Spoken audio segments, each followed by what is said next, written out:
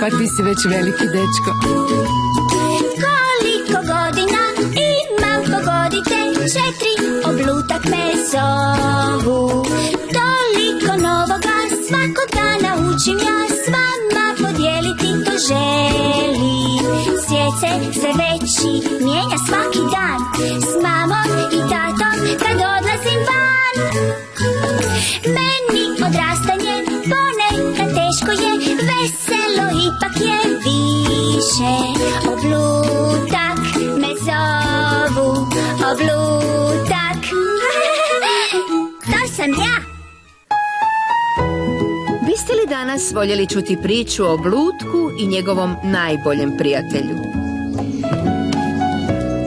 I priča se tako zove, Oblutkov najbolji prijatelj.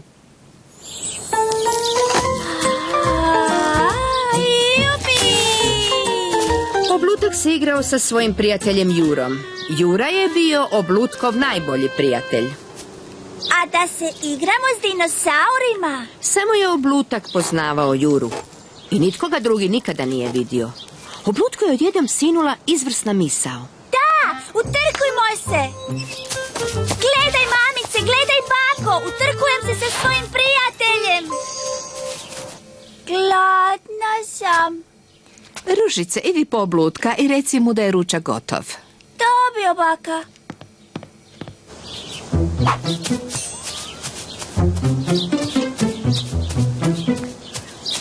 Pobjedio sam!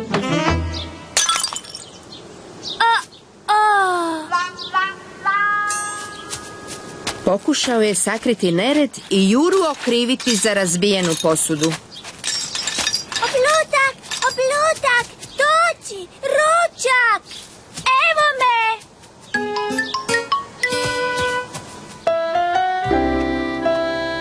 Jura brzo trči, ali pobjedio sam ga. A gdje Jura stanuje? Pa, ne znam baš točno gdje stanuje. Oblutak. Mislim da živi u podrumu. Jura mi je vjerojatno najbolji prijatelj na cijelom svijetu. Oblutak, pogledaj. Mi smo pojeli, a ti toliko govoriš da nisi ni taknuo hranu. Oprosti, mama. A da Jura ipak izađe dok ne pojedeš, dobro? Dobro, mama.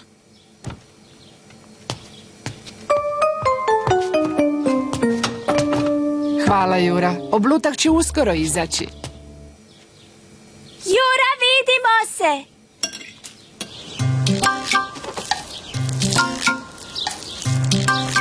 Zdravo, Oblutak.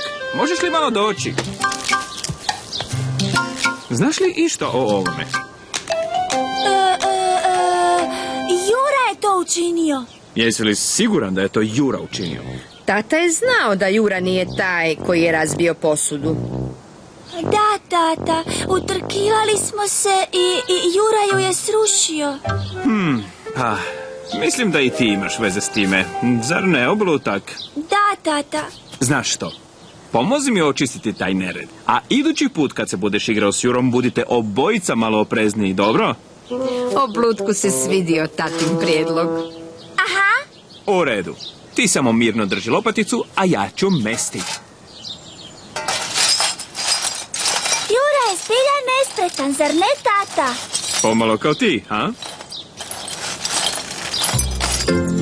Ja jako volim kad me ljuljaš, tata. A ja te zbilja volim ljuljati.